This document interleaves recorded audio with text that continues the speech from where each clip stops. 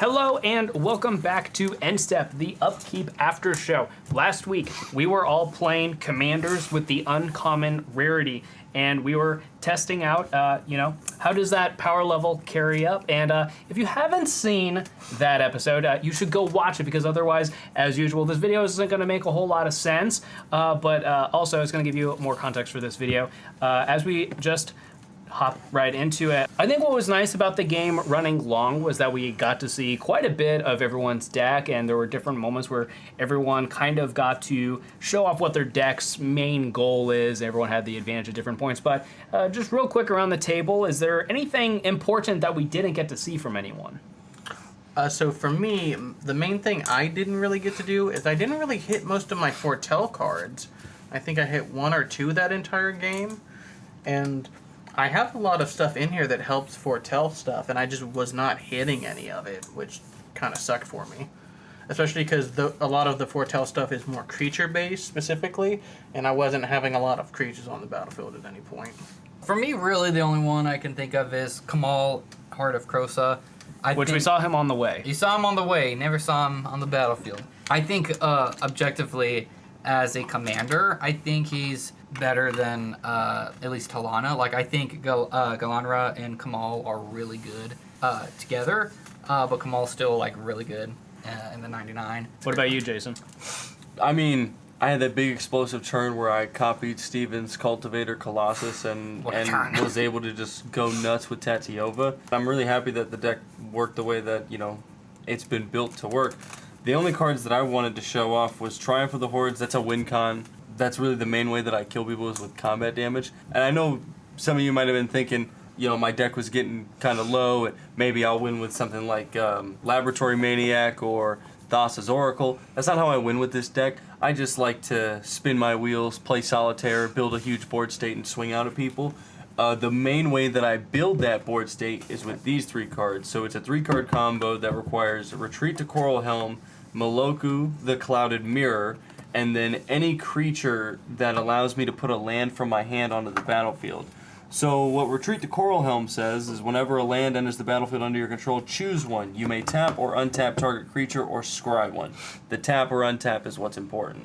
Then Moloku says it's a 2/4 with flying, and you can pay 1 mana and return a land you control to your hand, and you create a 1/1 blue illusion creature token with flying. And then Llanowar Scout, or any card like this, says tap, you may put a land card from your hand onto the battlefield. So, you put a land down, tap the Llanowar Scout, put another land down, that triggers Retreat to Coral Helm, untap this. Oh no, you have no more lands in hand. Wait a second, Moloku the Clouded Mirror, you tap a land, return that land to your hand, make a 1/1 illusion. Tap the Llanowar Scout, put that land back onto the battlefield, and you can see how it repeats. And with then you just create an infinite number of 1/1s. You create an infinite number of 1/1s. With Tatiova on the battlefield, I can draw my entire library and gain life equal to the number of cards in my library. I have to make sure that I stop at a certain point, because Tatiova isn't a May ability, so I will deck myself. With this combo out, I can put all of my lands onto the battlefield and basically play every card in my deck. So these were the main cards that I wanted to show off. This is how I win with this deck. I had a couple cards I wanted to show off. So a really fun one is Alhemerit's Archive. I normally don't think this card's really worth it, but because my deck cares a little bit about gaining life and also the drawing cards, I actually think that both modes on it are quite useful. There are also 2 infinite combos in this deck. Well, there's actually 3. I'll get to that in a second. The 2 that can kind of win me the game are the Dragskull Reaver and the Lich's Mastery. If they trigger when Quasar is in play, that creates an infinite loop of I gain a life, draw a card, which makes me gain a life, which makes me draw a card, which makes me gain a life. And as long as I have more cards left to draw than my opponents combined have life, then I can win the game. What was kind of sad is that at different points I had the Dragskull and the Lich's Mastery at different points, and there were even times where I'm like discarding down, I'm trying to keep one of them, and there were a couple times because there was wheels and stuff like that, I actually saw them multiple times, but because people's life totals stayed pretty high up until the end of the game, it never got to show off. And I've been trying to make a Quasar deck work in Explorer on Arena, and I accidentally found a hilarious combo between Lich's Mastery and Shieldred the Apocalypse. Shieldred the Apocalypse says whenever an opponent draws a card, they lose 2 life, and whenever I draw a card, I gain 2 life. Well, that creates a fun infinite loop with Lich's Mastery where I just deck myself and die. So I accidentally did that on Arena, so that was really fun. I'm glad I figured that out without accidentally, doing it on camera or something. Did anyone have a favorite moment in the game? Was there like oh wow, I'm never gonna forget that? Playing Teferi's Protection 2 times in a row was pretty fun. I've never seen that before. Probably when you took Cultivator Colossus and you just went. That's what I was going to say. I seriously thought the game was going to end right then and there. I probably misplayed that turn, but yeah, that's what I was going to say. And I got a lot of lands from Cultivator Colossus, and then you just, because you would draw an additional card. It basically guaranteed me to get through a decent chunk of my deck and gain a good amount of life. Right before I wheeled, I had Dam in my hand, which if I had overloaded Dam, I could have wiped the board, which would have gotten rid of Steven's board, and I would have not died. But I was a little too cocky in thinking, well, I'll wheel, and I'll either find another board wipe or find my Cyclonic Rift again or something like that. And I just shouldn't have been that cocky. I should have just wiped the board. And the sad part about that is that then when I did wheel, I wouldn't have got the gain life, deal damage for my commander, but that could have obviously changed the outcome of the game.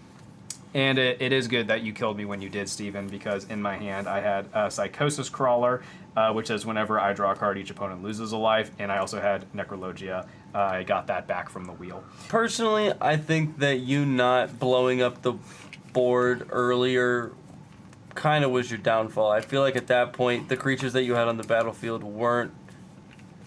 You didn't need to save them based on what they had on the board. I think that probably the best play would have been to destroy everything. But Morgan had a bunch of non-creature stuff that he was still going to be able to do. So I was hoping at some point during the 50 turns Steven was trying to attack Morgan, he'd have gotten through at some point. But that didn't happen until long after. See, that's where you made the mistake. You trusted Morgan to play the game right. There was a part of me that was like, if there's not a chance I win this game, I'm just going to let him kill me. But I was just that confident that I could still squeeze a win out of it that I cast the Cyclonic Rift. Yeah, but and then you forgot how much land I had, and I recast everything back again. Yeah, pretty almost. much everything came back. Yeah. So that was probably another miscalculation on my part. But what do you guys think about an MVP? I think my vote has to go to Cultivator Colossus because both of you kind of got to go berserk with that. And that's kind of what allowed you to rebuild so fast, I will too. say, neither of us really attacked with Cultivator Colossus. We just did it for But it was a lot of thing. advantage. Yeah. I mean, it was you were drawing a lot of cards, you were getting a lot of lands in play. I think for me, in regards of me attacking, I think it was Defiler Vigor. Because every single time I played a green permanent, that was True. everything That's was what getting won you bigger. the game at the end. Because if you didn't have that on the battlefield, all the creatures that you have wouldn't have been enough to kill either Morgan or Preston. Yeah. The only vote for myself, I would say, is probably Necrologia, just because that's what let me get him so low.